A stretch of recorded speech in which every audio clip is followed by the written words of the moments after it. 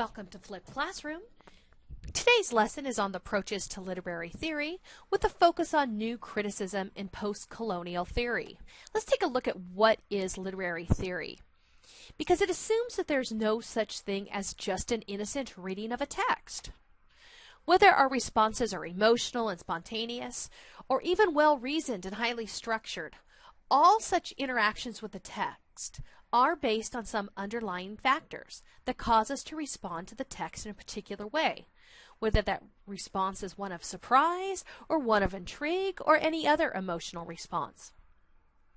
And what elicits these responses, or how a reader makes sense of the text, is at the heart of literary theory. Literary theorists have some basic questions.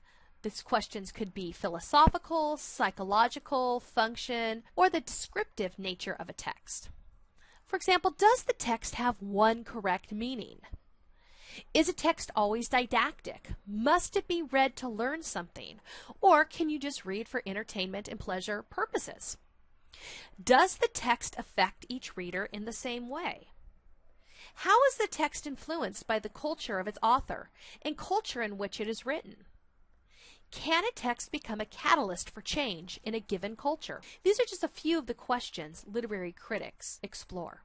There are many schools of thoughts literary critics fall under.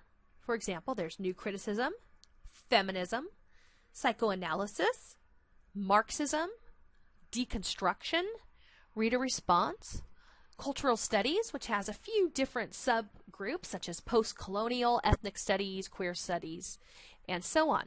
Today we'll spend our focus on new criticism and postcolonial. New historicism is known as close reading. It's often associated with Stephen Greenblatt.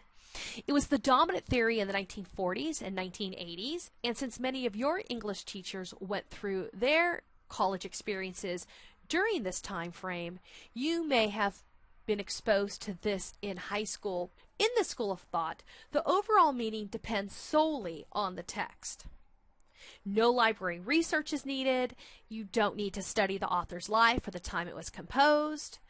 It's really an objective approach. There's really no formula to knowing the meaning of a text. The elements of analysis used by new critics can include the title's relationship to the text, allusions, symbols, images, figures of speech, and this is particularly used in poetry analysis. In poetry, also taking a look at the meter, rhyme, stanzas, but whether it's a poem or short story, a novel or other form, or other text, tone and mood come into play, as well as point of view, paradoxes and ironings, and connotation and denotation of words. New criticism really takes a look at the emphasis which is placed on literary language, on the ways connotation, ambiguity, irony, and paradox all reinforce the meaning, because new criticism is based on the theory that how a text makes meaning is inseparable from what the text actually means. New criticism theorists often argue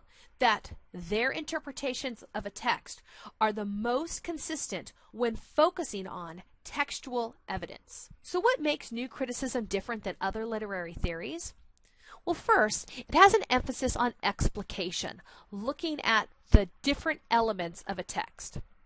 It rejects old historicism's attention to biographical and sociological matters. The text is intrinsic and should not be confused with the author's intentions. How a text works can be found through close focus and analysis rather than researching outside factors.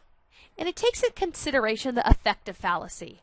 And this is the erroneous practice of interpreting text according to the psychological or emotional responses of readers. Because when you use that approach, you begin confusing the text with the actual results. Postcolonial criticism is another school of thought that literary critics use.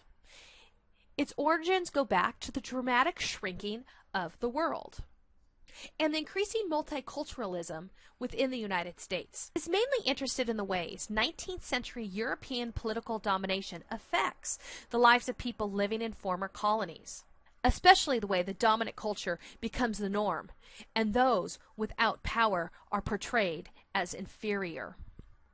Postcolonial critics often look at stereotypes in the text, as well as in the characters, whose self-image has been damaged by being forced to see themselves as others, or even less than. As oppressed people, they try to negotiate life in both the dominant and the oppressed cultures, which can result in them developing a double consciousness that leads to feelings of alienation and even deep conflicts. Literary critics often argue that being caught between the demands of these two cultures, one dominant and privileged, the other marginalized and scorned, causes characters to feel a type of homelessness, which Clifford and Schleb would describe as feeling unhomed or a psychological refugee who's uncomfortable everywhere. So when reading Two Kinds, which is the chapter in Joy Luck Club, and reading Everyday Use by Alice Walker, think about how the characters are, in a sense, psychological refugees who are living in a white culture, but often can feel marginalized or scorned because of their cultural backgrounds. So how do you know which literary theory is best to use? There's multiple literary theories, and today we've only focused on two, new criticism and postcolonial. And the answer isn't very simple.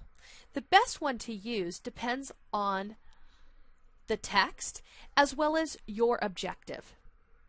Certain texts lend very well to a postcolonial criticism. For example, Girl by Jamaica Kincaid and Alice Walker's Everyday Use, because the main characters are people that have been marginalized through colonialism. But that doesn't mean new criticism wouldn't work as well, because the denotation and connotation of words, such as in Girl, the word slut, and in Alice Walker's Everyday Use, the African names, also can be explored and found value using the new criticism approach. So it all boils down to the reader's objective. Thank you for joining me today.